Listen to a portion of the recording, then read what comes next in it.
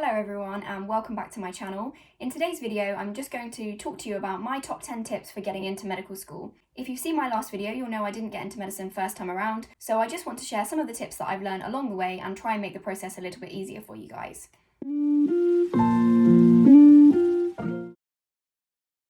Tip number 1 is to make sure that you choose the right A-levels. Most medical schools now require that you have a grade A, usually in chemistry, and some say and/or biology. So it's very important that you make sure that you look at what the A-level requirements are, both in terms of subjects and grades for the university that you would like to apply to. Tip number 2, and probably one of the most important tips, is to make a spreadsheet that has all of the information that you know about the entry requirements and the course at each medical school. This is something that I highly recommend all of you do to make sure that you stand the best chance of getting into medical school. So the spreadsheet that I made listed all the medical schools from 1 all the way down to 33 or so, however many medical schools there are now, and I listed the undergraduate and the graduate course within each university underneath each one. Obviously, if you are an undergraduate, then you don't need to include the graduate version. I then made columns that included each of the following. So the first column was number of offers that they would make, number of places, the competition for places, the entrance test, the grade that they require. So this usually involved either the cutoff score that they give, if they give one, and if they didn't, then the cutoff score that they had given for the previous year, or what they would advise was a competitive score, GCSE requirements, A-level requirements, and then degree requirements. My next column was the learning style, and my final column was any additional notes.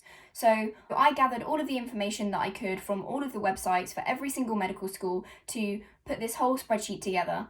And anything that I couldn't find on the websites, I rang all of the admissions tutors and asked them questions so that I was able to fill in a lot of the information. Some of the unis can be quite difficult with giving you information, so you have to be careful how you word some of the questions that you ask them.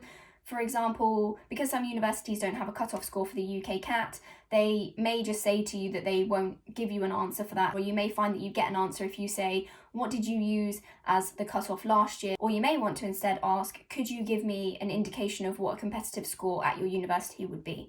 The reason that this approach is so important is because it really gives you a good understanding of what all of the universities are looking for, so that you can make a very good, well-rounded, educated choice when you're choosing which universities to go to. After I'd made this spreadsheet, I went through and I had a look at all of the criteria for A-levels, my degree, and also work experience. And I had a look to see if there were any universities that I didn't meet the criteria for. I highlighted them in red. One of the most important things with this is that if you don't meet the criteria for one of the universities, just don't apply to that university. If, for example, it says you must have an A in chemistry and you got a B, just don't apply there. Highlight it red and rule it off, because medicine is so competitive, it's so cutthroat, and you only have 4 choices, so you really cannot afford to be hoping that they might give you an offer or hoping that they might give you an interview based on that, because there will be enough people that have applied to that university who do meet the criteria and you will just get pushed to the side. So don't waste your choice on that. Just make sure that you get rid of all of the ones that you don't meet the criteria for 100% and leave yourself with the ones that you do. So all of the universities that I did meet the criteria for, I copy and pasted and transferred over to another sheet, so that I now had a new spreadsheet that had all of the universities that I met all of the criteria for: A-levels, GCSE, degree and work experience. At this point, I then looked into the courses in further detail. I specifically looked at the learning styles and saw which ones suited my type of learning style better and which ones I thought I would enjoy most. And once I had done this, if there were any that I thought, oh, I'm not too sure on that university, it doesn't quite sound as good or something like that, then I just moved them slightly down, but I didn't take them off the list because of course I was still able to apply to them. One important thing to note from this as well is once you have got this spreadsheet with all of the details of all of the universities that you meet the criteria for, it also makes it much easier for you to decide which entrance tests you need to take, because it's very easy to think, okay, well, I'll just take the UKCAT, or I'll take just the BMAT, or I'll take both. But actually, if you don't know which universities you're eligible for, and if you don't know which universities you're going to apply to or could apply to, then you may end up taking a test that you don't need to take. So the next step, once you have this document which has all of the universities you're eligible for and has all of the universities which meet your learning styles the best at the top of the list, and you've decided which entrance test you would like to take, you can of course then go ahead and look at the best way to revise for the tests and then take the test. With the UKCAT, as you get your results on the day, once I had received my results, I then decided to have a look back at the spreadsheet, and if there were any that had a cut-off score or a competitive score that was advised that was higher than the score that I got, I also did the same as before and highlighted them red and left the ones that I met all of the criteria for in green. So at this point, you now have a smaller list compared to the massive list of 30 odd universities. You now have a smaller list which you meet all of the criteria for on every single level. For the entrance test, for your A-levels and your GCSEs, for your degree if you have one, for work experience, and that way you can make a very educated decision and you can apply tactically to which ones you want to apply to, and this should give you the best chance of getting into medical school. Tip number 3 has to be, do not underestimate the entrance tests. If you've watched my previous video, you will see that I said that I think one of the reasons why I initially was rejected from medical school was because my entrance test score for the UKCAT was not high enough. So I truly believe that making sure you do well in this is one of the things that will determine your place at medical school. Of course, it is not the only thing, and they do look at a lot of things, but it is important to make sure that you achieve a score as good as you can. Unfortunately, the entrance tests are probably one of the hardest and one of the most laborious parts of applying to medical school, but it can't be helped. It's something we have to do. We have no choice. So the UKCAT specifically is probably unlike any other test you've taken before. It's a very different style of test, very different style of learning compared to, say, your A-levels or your GCSEs. So it's very different, and therefore you may find it very strange to begin with. And therefore the approach you need towards the test is going to be different to the type of learning that you've done before. The BMAT, it's slightly different because section 2 is all sciences and maths, and section 3 is essay based. So if you're coming just from A-level, this will be fairly familiar for you because you will have done something similar to that before, but still, you shouldn't underestimate the test. So please give yourself plenty of time. Please make sure you look into the best resources and find out the best way to revise and what works for you. So tip number 4 has to be apply smartly. I've already discussed this in point 2, but I just wanted to add that all medical schools are great medical schools. Of course, there are some universities which in general are more prestigious than others, but all medical courses are made to meet the regulations of the GMC and Tomorrow's Doctors and to make sure that everybody covers the same thing. You may cover it slightly differently, but every single course should cover the same. So there is really no such thing as a bad medical school. So on the whole, medicine is good at any university you go to. So just make sure that you apply to where suits you best rather than trying to go to the most prestigious university. Tip number 5 is to be prepared to spend a lot of time on your personal statement. This is essentially your CV. You can kind of view it as you're applying for a job, you give your CV, and then you have an interview, and that will determine if you get the job or not. Because actually, when they are looking at you for an interview, they are not deciding, can this person study medicine? They are deciding, will this person be a good doctor? That's what they are ultimately looking at. So you need to really make sure you settle yourself through your personal statement and give them the best picture of you. You have to remember this is one of the first things that the admissions tutors are going to see from you pre-interview, and so you really need to try and demonstrate the best version of yourself.